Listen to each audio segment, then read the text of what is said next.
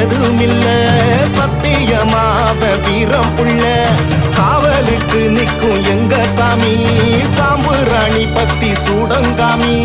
அருளும் தருவார்